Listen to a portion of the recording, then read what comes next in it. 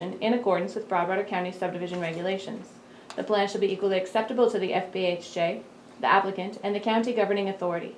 The plan shall adequately address the fire risk analysis, all findings of fact, and appropriate mitigation measures. In the event the parties are unable to come to agreement by the final plat submittal, the applicant shall become eligible to provide the per lot cash in lieu fee for water supply as may be defined in the Broadwater County subdivision regulations in effect at the time of submittal. 6. Prior to development and or soil disturbance, a weed management plan for the proposed development shall be submitted to the County Weed District for review and approval. Number 7. The book and page reference to the restrictive covenant filed with the County Clerk and Recorder shall be indicated on the face of the final plat. In addition, restrictive covenants, revocable or alterable only with the consent of the Board of County Commissioners, shall be placed upon the property and shall provide for the following. A. Notification of the potential health risk from radon concentrations and that such risk can be evaluated through soil tests and mitigated through radon abatement techniques incorporated into structures.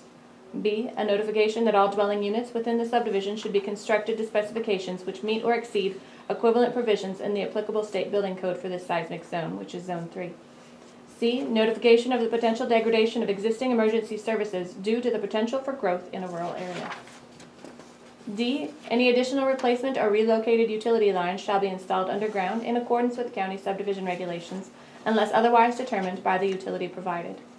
E. A no access restriction along U.S. Highway 287 with the exception of the approach onto Highway 287 for the internal access road. F. Any exterior lighting shall be directed downward to minimize visibility beyond the property lines. G. Notification of the presence of agricultural operations in the vicinity. H. A waiver of the right to protest to join a special district for the purpose of providing community water and or wastewater treatment system improvements and or maintenance. I. A restrictive covenant binding the landowner, any heirs, successors, and assigns, and all future owners of property within the subdivision, agreeing therein to hold Broadwater County harmless and indemnify Broadwater County from all claims, demands, obligations, suits, causes of action, damages, and liability, including the county's costs and attorney's fees, arising in any manner whatsoever out of or relating to the existence, use, operation, repair, and or maintenance of the following. Subitem 1, earthquake fault zone and any seismic activity, and subitem 2, water availability. J. Each lot shall be maintained in a clean, attractive, and weed-free manner. Noxious weeds must be pulled, sprayed, or cut prior to seed maturity. K. A prohibition of the storage of foods, garbage, or continuous feeding of domestic pets outdoors or other activities that creates an attractive nuisance for wildlife species. Hay or alfalfa storage and feeding are not prohibited where livestock are permitted. L. Lots shall only allow for livestock if a small acreage livestock management plan is reviewed and approved by the county extension agent and submitted to the county. Each lot owner shall be required to create and adhere to their own livestock management plan. M. All cats and dogs must be restrained, penned, or otherwise under the control of their owner at all times. N. Address numbers shall be clearly marked at the driveway entrance to each lot and be easily identified from the road. 8. Prior to filing the final plat, the following improvements shall be installed or otherwise guaranteed. A. Any necessary improvements required by the stormwater drainage plan, weed management plan, fire protection plan, or approach permits. And B. Utilities abutting and available to each lot. Electrical and telephone shall be underground. If said improvements are not installed prior to final plat, then the applicant shall enter into a written subdivision improvements agreement with Broadwater County guaranteeing the construction and installation of such improvements and shall provide an acceptable financial security guarantee in accordance with county subdivision regulations, Appendix E. 9. Prior to filing the final plat, the applicant shall A. Provide proof that all taxes and special assessments assessed and levied on the property are paid for the current tax year, including any past delinquencies. And B. Provide documentation, an abstract of title or platting certificate, showing that the applicant is the lawful owner of the property with the apparent authority to subdivide the same, showing the names of lien holders or claimants of record and the written consent to the subdivision by the owners of the land, if other than the applicant, and any lien holders or claimants of record against the land. The applicant is financially responsible for actual outside engineering, consulting, professional and or contracted service fees, etc., at the sole discretion of the county for additional review and or final plat approval of the proposed subdivision. Preliminary plat approval of the Lake Vista Lot 3 subsequent minor subdivision shall be enforced for 3 calendar years. At the end of this period, the governing body may, at the request of the subdivider, extend its approval for a mutually agreed upon period of time. Any mutually agreed upon extension must be in writing and dated and signed by the members of the governing body and the subdivider or the subdivider's agent. The governing body may issue more than one extension. A party as defined by 763625 MCA who is aggrieved by a decision of the governing body may, within 30 days after this decision, appeal to the Broadwater County District Court. Any questions?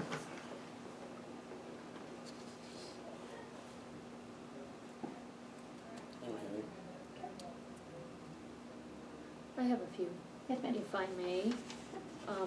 Allison, I didn't see you walk in. The septic map, which is 30, Okay. tab 30. And didn't we have a change in the regulations or DEQ requirements that they could not, the 100-foot radius around the well or the drain field couldn't go into another person's property? I thought that was the case, and I'm sorry, I don't know DEQ law well enough, and I should have checked with Julie, and I should have looked into that. Bernadette may know, as she works with DEQ much more than I do. Thankfully, I step back when it comes to sanitation, septic. It Information. can go out of the property lines within the subdivision itself. It Okay. cannot go out of the boundaries of the subdivision without, an easement, per se. And it was mainly to protect other landowners, so that one subdivision didn't say, okay, here's my 100 foot, it goes into your property, too bad you can't put your septic there if that's what you chose, because my well was there first.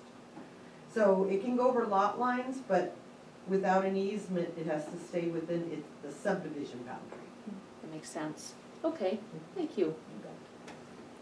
So, my other question is, in tab, well, I guess it doesn't even matter the tab, but we did the Lake Vista subdivision, like you said, previously. Mhm. And I'm not sure this isn't really smart on their part, but I'm just curious, is this, does it matter? And is it an evasion of major subdivision in that they divided it into 5 20-acre pieces, and now it looks like the first of the 20 is being divided into a minor subdivision? Is there any issue with evasion, or is just this allowed and just really a smart way to do it because they can do it in small chunks? Mhm. If that's indeed what the plan is. Yes.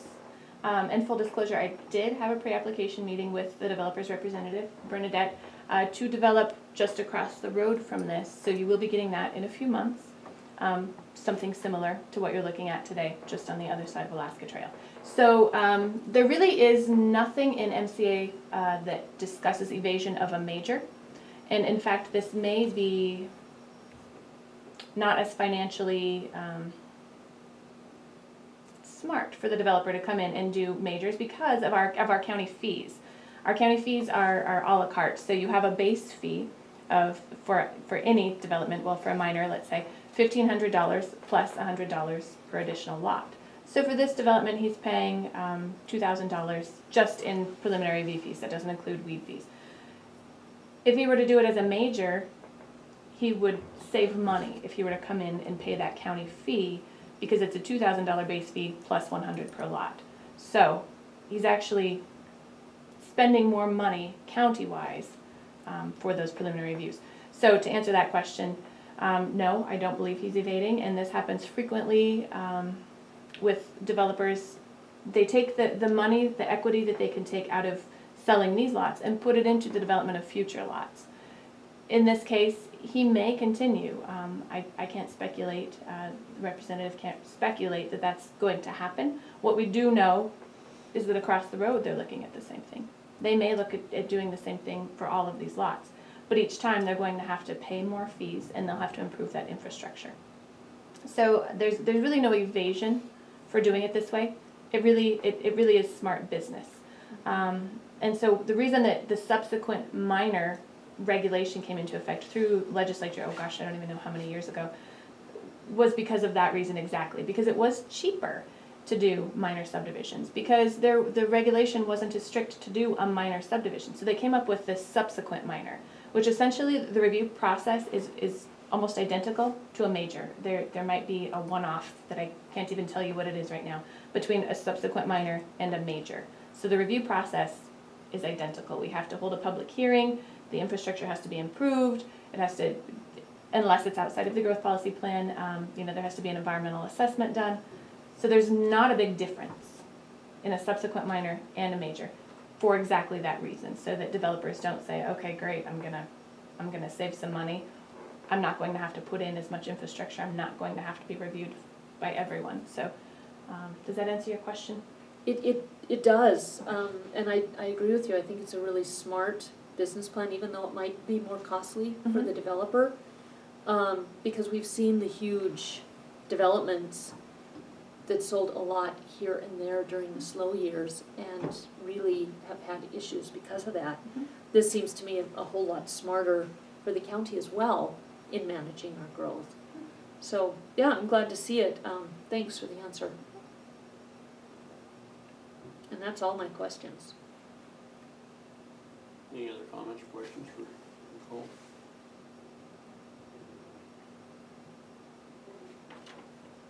One issue that we're gonna have to be, well, not us, but MDT's gonna have to address is all the roads Mhm. off of 287. It's a busy road, It's a very busy road. and they can't tell people no, Mhm. but at some point, we're gonna have to have more of the double lanes. Mhm. But that's not their worry. No, that's good for me. So on this, what is this, a hydraulic gradient? Where are you at? Are you on 30? That looks like DEQ. Yeah, on the same, on that same map, shows all these hydraulic gradients. But why, so this is not a, each one of these lots, lot 3, lot 4, lot 3, lot 2, all infringe on adjacent properties Mm-hmm.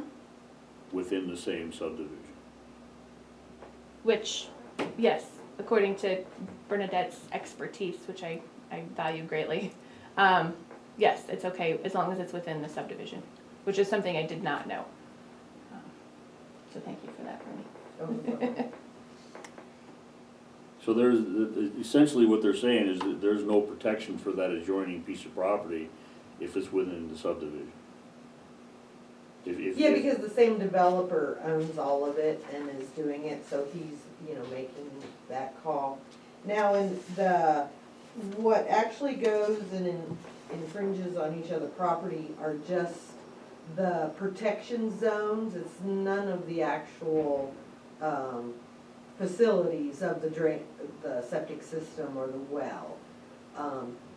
What the 100-foot circle around the well is to show that there is no septic system within 100 foot of the well, so it's just an isolation zone. There's no facilities within it. And the same with the drain fields. The drain fields are the little rectangles, and then the replacement area right next to it. And then the mixing zone are these zones that are here, and they are just imaginary areas that DEQ, by the calculations, has said that the septic draining through the soil, by the time it gets to that line, because it flows this way, because that's the gradient of the land, by the time it gets to there, it's pure. It's been filtered back to clean water, and there's no more septic drifting through the soils. So So- there again, these are just imaginary zones by the calculations that show how much nitrates and phosphorus and all would be in the soils in those areas. So if you're looking at lot 4 and lot 3, does that hydraulic zone move when you go into the replacement area? No, they usually have to incorporate all of it. So they've already incorporated the replacement Yes. area into this already, okay?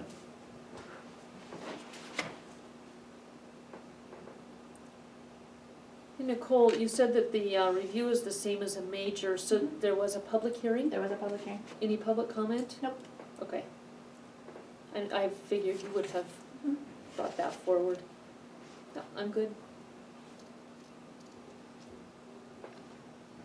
I'll move we grant preliminary plat approval for Lake Vista Lot 3 subsequent minor subdivision. I'll second. Move your second to approve preliminary approval for the Lake, what do they call it, Lake, not Lake Vista. Yep, Lake Vista Lake Lot 3. Vista lot, okay. favor? Aye. Motion passed. Start here, if you could sign on the appropriate line, please.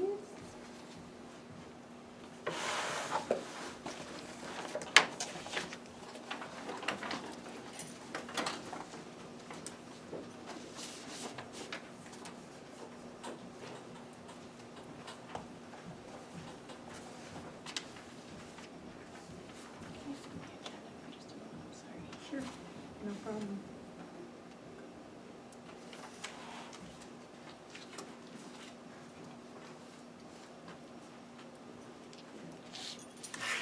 Run behind her, do you want to? If you want to push Allison in front of me, you Well, should. this shouldn't because take I'm- very long. Nope, this shouldn't take terribly long.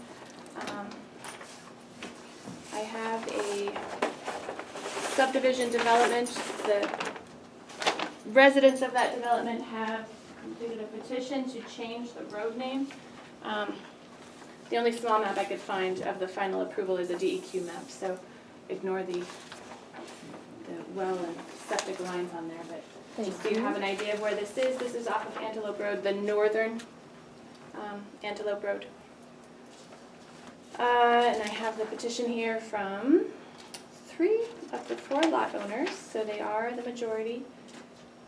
They would like to change this road name from Brooks Way to Happy Place.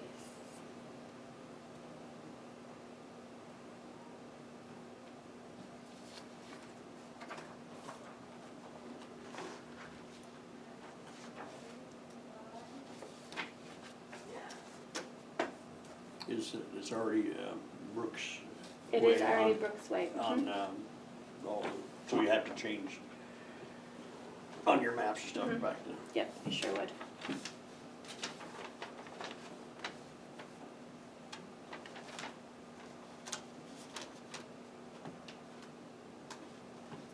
When this was first proposed years ago, one of the complaints from the neighborhood was all the roads off of Antelope Road are doe, buck, bush buck, you know, all kind of incorporating the area. I would like to see them incorporate the area and be part of the neighborhood. That's just a personal comment. It has no bearing on my decision-making on this. I see no reason that we could deny it or should deny it.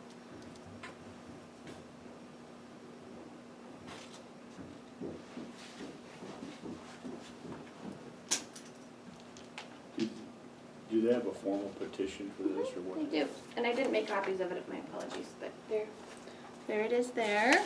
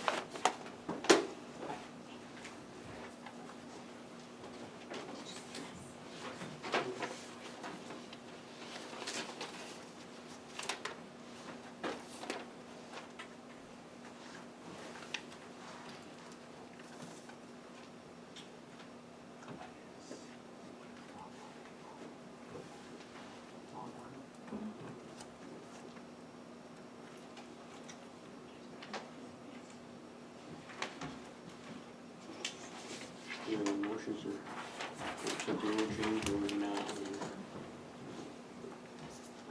Did you make a motion? I didn't, I just voiced my support. I don't see any reason we can or should deny it. But I'm certainly open to any discussion you guys have. I'd make the motion for discussion to approve this name change. I would like to see, and I don't know if this is part of our growth policy or something, but I would like to see this, something done with this constantly changing road names. Because what's gonna happen is we're gonna end up sending deputies to Brooks Way and nobody knows that it's been changed to Happy Trails Place. This is about the third one now in 6 months that we've changed. And I don't know if that's something that we can do or what we do with that, but I think that that should be addressed. Because if you're putting out maps, now somebody has to reprint a map. So how much does it cost to reprint a map every time somebody changes a road?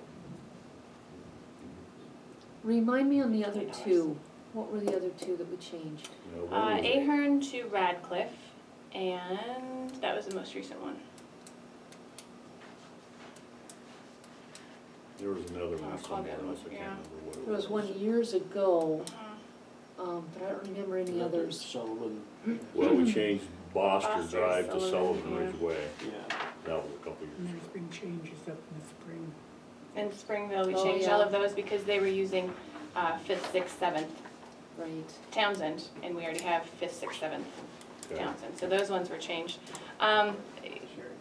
It doesn't work for this one now necessarily, but what you could do is draft a resolution saying that this is how we're going to review these road name changes and attach a dollar amount to it, so that there's a fee associated with it. That's a good idea. We'll go ahead with the motion on this one here, then. I'll make the motion to approve this road change from Brooks Way to Happy Place. I'll second the motion. We have moved second to change the road name from Brooks Way to Happy Place. All in favor? Aye. Motion passed. Perfect. That one. Thank Do you. we have to sign on that or Nope. not? No signature required. Thank you. Okay, Thanks. Thank you. Allison? All right. I'll be quick. Alright, so just wanted to give a quick update on what's been going on over in Extension. Lots. So in the last month, we've had some big youth-related activities that went on. One of the things I was probably most excited about was we put on a babysitter training, which you may have heard about, and that was a 2-day class. We totally filled it, which was really exciting, and we even had calls after it got filled. So I think that's definitely a need in the community. We did have also have kids come from Three Forks and Ennis to participate in it. So to me that shows again that there's a need. Something I'll probably do again. I don't know if I'll do it the same time of year or maybe try for a different time of year. I haven't decided yet, but that was a major success. Other youth-related activities, Scott and I partnered together to do a weed educational program at the school in mid-May with the 3rd, 4th, and 5th grade classes. That was pretty fun. We also, the 4-H kids are involved in Egg Day with the school at the end of May. That, as usual, is the major hit. And then we had 4-H camp last week or 2 weeks ago, or at least 2 weeks ago, which we had a outstanding participation again from Broadwater County. And so that's always a good thing. Something new that's been in the works in the 4-H program has been, I'm working with some parents and some community members to form a 4-H horse committee. We have a livestock committee and we have an indoor committee, but this committee is really focused on the horse project to really enhance and grow the educational opportunities within the horse project. There's just been a few situations in the last couple years, and there really isn't, I guess, a place for the concerned parents to voice those concerns and to help make a difference in the program. So we've had some leaders, but we've not really had a group and a committee. It's just kind of fallen in the middle of nowhere. So that's in the progress of being formed. So that's, I think, going to be a good thing in the long run. Sometimes you have some growing pains initially when you start something new, so we're still working out the details. Within my egg programs, I'm getting probably more calls and samples and requests for site visits than I ever have, which is, I think, a positive sign. I'm doing a couple surveys this summer for insects, crop insects. I know I've talked about the orange blossom wheat midge here in the past. I have 2 traps out there. Bad news is my first check on one trap, we already found one, but it's only one insect. Again, it just tells us that it's still here. I'll keep checking it about twice a week. And we'll just see kind of what happens, and if we reach a point we need to start doing more work or more education to let people know what's going on, we will. Hopefully it won't be a problem. Not really concerned about one, but if it becomes 200, then we have a problem. Also doing a survey for the alfalfa weevil this summer too. A recent development this morning, and it's actually been something that's been ongoing in the county, I just haven't really been super involved, is there's a researcher out of Bozeman that's been doing some research on biological control on Russian knapweed. He's been working out at Lone Mountain, which some of you may or may not know, but they're trying to expand that program, and so I had a client contact me who wanted to get involved, so I've gotten a little involved with that, and on Wednesday of this week, they're coming from Bozeman to look at our sites. We have one up Cottonwood and one up Avalanche for potential expanding biological control. This is research phase of the biological control. It's towards the end of their research project, but they're showing really promising signs of these insects making a difference on the Russian knapweed population. So that's exciting. Another program I'm working on with a couple master gardeners is the Backyards of Broadwater program tour, which was here a couple years ago, and working with Conservation District and Heritage Gardens. And it took a brief hiatus, and a couple of my master gardeners wanted to bring it back and wanted to know if I'd work with them on it, and so I said, love to. And so that's scheduled for July 29th from 10 to 3. Tickets go on sale on July 1st. We have 10 different community gardens, gardens in the community, not community gardens, that are highlighted, stretching from a couple at Winston. We probably have 5 or 6, probably closer to 5 here in town. We have couple out at Toston, and then we're ending it at Raidersburg. We have 2 at Raidersburg. That is the same weekend as the Raidersburg Sesquicentennial, did I say that right? Celebration. So we're trying to tie in with that, and that's where it'll end, even though you can do it however you want. But that's kind of the idea, is they would kind of end up in Raidersburg and hopefully take part of that celebration as well. So we're trying to tie those 2 together. And let's see what else. Working on some programs for late summer and the fall. We're probably going to do a canning class in September, which we're trying to get scheduled. Trying to do something in August, like a Rancher Roundtable program. Another topic I'm working on is drones, because people ask me questions on that, and I don't know how to respond very well. So we're going to try to get someone in here who can give a little more information on that. The other kind of cool thing we have coming up here in a couple weeks is our 4-H program is hosting an exchange group from Virginia, and that is right around the 4th of July. And then fair, of course. We always have stuff going on with that as we get closer and closer and closer. So I just got done talking to Tammy before I came over here about ribbons. So, just lots of always a lot of administrative stuff getting going on that. So I guess in a nutshell, that's kind of what I have going on. Did you have any questions, concerns, or comments for me? I got a quick question on these bugs. You said that Russian knapweed. Yep. To me, knapweed, and what's the difference between Russian knapweed and spotted knapweed? So there's 3 different kinds of knapweed, spotted, diffuse, and Russian. So we have all 3 in the county. Spotted and diffuse are really similar, but actually Russian is kind of an outlier. It's quite a bit different than the other 2. And there's a couple things that make it unique, and it's actually a really tough one if you have it.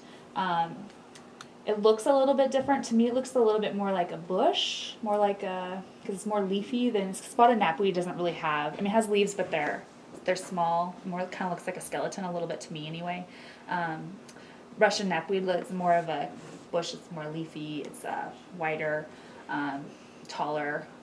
The thing with the Russian knapweed that makes it really tough is it has both a taproot and it spreads rhizominously. And so you get really thick areas of it. I have pictures on my phone if you're interested of the site at Cottonwood. of just how thick these infestations get, that make it pretty difficult. It's actually in a whole different family than spotted knapweed. So it is a tough one, really tough one. It doesn't respond the same to chemicals as the other two do either, so we're a little limited there. So, yeah, all these weeds, it's just never ending as they like get one under control and then another one pops up. So, The highway project brought a bunch more in out there. yeah, those projects do, yeah, yeah. Okay, that's all, I just was curious. Yeah, on that. that's a good question, Any yeah. other questions or comments to Allison? No, I think you do a great job, and I love getting this list from these updates, so thank you for what you do, and thanks for letting us know what you do. Absolutely, yeah. If you have any questions, you know where to find us, and we're always here to help, or if you have any ideas of things we should be working on. So, yeah, Thank you. that's all I had. Thank you. Thanks.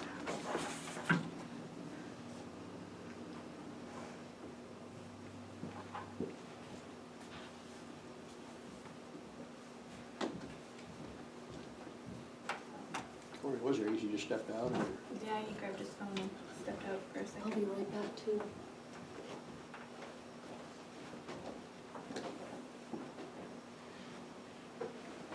You're in there.